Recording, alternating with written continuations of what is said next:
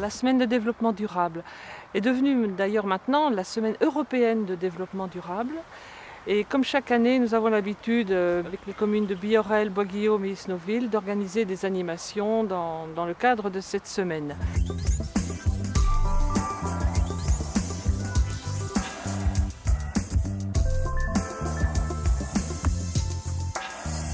Comme on était 3 territoires assez différents, l'aspect vert par l'aspect urbain, par la taille, donc on a gardé en commun différentes activités, dont bien entendu la semaine qui est devenue européenne du développement durable. C'est surtout un thème de découverte et d'observation pour les habitants.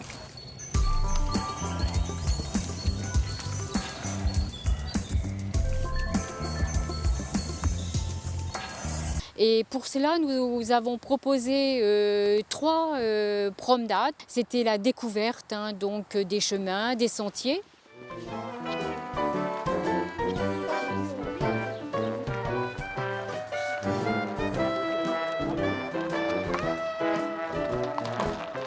Alors, dans nos jardins familiaux, nous louons des parcelles de terrain où chacun peut cultiver et avoir un lien social.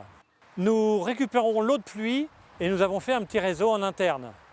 Nous avons aussi distribué 75 composteurs et chacun peut faire son compost. Tous les produits chimiques sont interdits. Nous sommes 108 jardiniers cette année.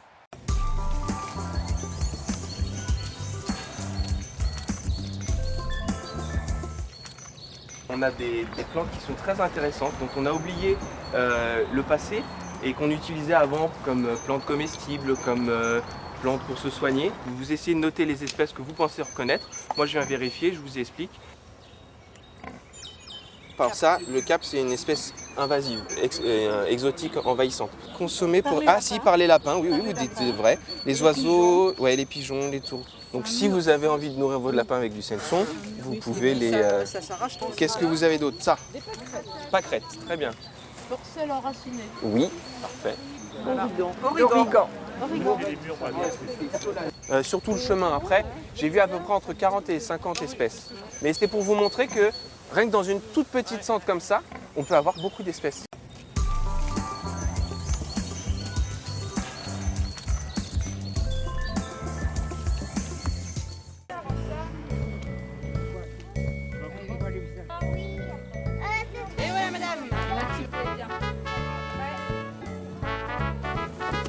On va faire un hôtel à insectes pour sauver la nature et c'est pour le développement durable.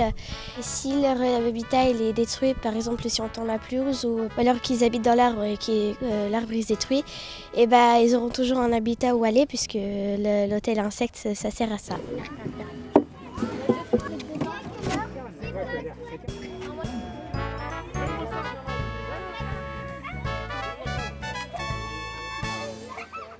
Bon, la biodiversité, il faut la garder, cette biodiversité.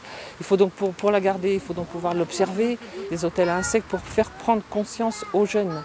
C'est par là qu'on arrivera à faire vraiment du développement durable. Pour la 2e année consécutive, le lycée RED, qui est classé établissement développement durable par le ministère de l'Éducation nationale, et l'IME de l'Envol Saint-Jean de Bois-Guillaume également, se réunissent pour partager ensemble un moment de sciences participatives sous la houlette de leurs professeurs et d'un intervenant scientifique pour observer la vie riche qu'on peut trouver dans les bassins. Je travaille avec les élèves pour évaluer l'état de santé de ce bassin de rétention en tant que milieu de vie pouvant accueillir des plantes aquatiques et de la faune aquatique. L'existence de la faune et de la flore montre qu'à partir de là, il y a un milieu qui vit, qui accueille cette biodiversité. Ce qui a été fait en salle, c'est un prélèvement de l'eau de ce bassin de rétention avec des mesures physico-chimiques. Notamment la température, vont servir à étayer le diagnostic écologique du bassin de rétention qu'on est en train de faire aujourd'hui. Il n'y a pas de contradiction entre ce qu'on a relevé au niveau du laboratoire et ce qu'on a vu sur le terrain. Ça reste des conditions complètement acceptables aujourd'hui. Pour clore cette semaine donc, du développement durable, nous allons découvrir toute la biodiversité que peut contenir une mare. On parlait de la différence entre l'iris et le tifa, donc la massette.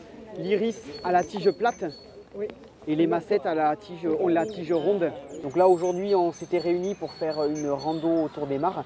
Donc on a parlé de plusieurs choses, notamment de l'importance de maintenir des mares. Les mares ont un rôle de stockage des eaux. Ça permet de garder de la biodiversité dans les mares, notamment tout ce qui est amphibien, insectes aquatiques, oiseaux. Ça permet de garder un milieu de vie important dans les villes. On est une ville verte, faut bien le dire, pas simplement quand on se balade, mais surtout ce que l'on fait dans le développement durable, puisque il y a plusieurs années qu'on n'utilise plus les produits phytosanitaires. On fait aussi le fauchage différé. Le SMEDAR est venu nous aider pour faire une sensibilisation au tri du papier. C'est vraiment de faire prendre conscience aux habitants que toute cette biodiversité est importante et que l'on peut, dans nos jardins, au quotidien, et faire vraiment des gestes qui peuvent être utiles. Chaque commune peut apporter sa pierre, je dirais, à l'édifice. Les habitants se sont posés des questions et ont compris notre démarche envers la biodiversité.